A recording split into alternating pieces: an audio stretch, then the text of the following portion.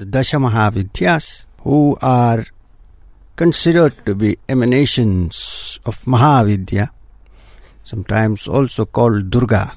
They are considered the 10 emanations of the great Devi, or the great energy, the Universal Bhavani, Durga. So let us start. Now it's interesting because the subject of the Dasha Mahavidyas is considered esoteric, and most people shy away from even looking at it because it is considered tantric, and tantra is in the popular mind associated with cremation grounds and sexual orgies and drinking bouts and whatnot. You know what I mean. But the fact is, like in everything, the concept of the Dasha Mahavidyas is an interpretation or manifestation of the profound, multi-dimensional and multi-directional operation of the Supreme Energy, from the highest to the lowest, and therefore applicable to different kinds of sadhaks. I'll tell you why people get surprised. What would you think of a goddess who cuts her own head off, or another who prefers to be offered polluted items by the devotees, or the one who sits on a corpse while pulling the tongue of a demon, another whose couch has its leg? 4 great male gods of the Hindu pantheon. What would you think of these goddesses? Bizarre creations within the Hindu tradition? Obscure beings whose significance is minor to the basic themes of spirituality? Or should we just dismiss them as irrelevant to Hindu religion?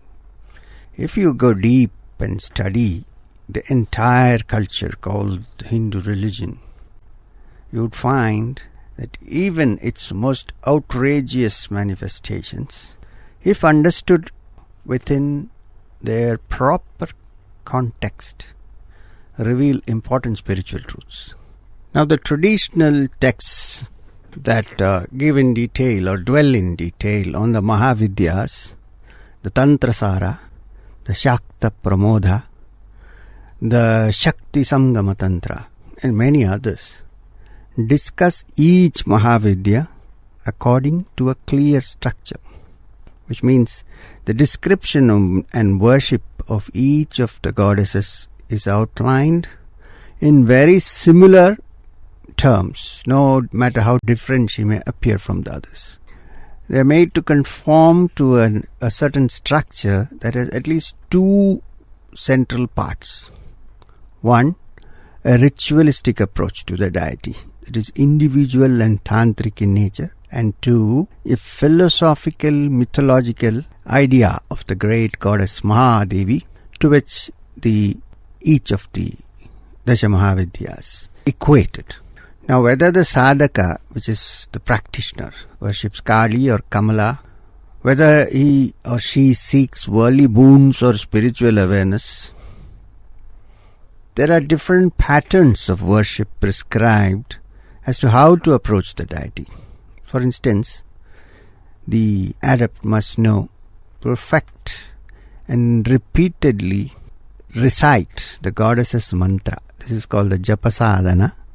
Throughout the rituals, careful selection and protection of a place of worship is necessary, with the right mantras and mudras, hand gestures, is to correctly imagine and interiorize the goddess in one's own heart, draw or even imagine and worship the yantra, the geometrical figure that represents the goddess, invoke the goddess's hymns, including her 100 and 1,000 name hymns, offer her the 16-part puja or a shorter form of it, and then make his or her wish known to the chosen deity.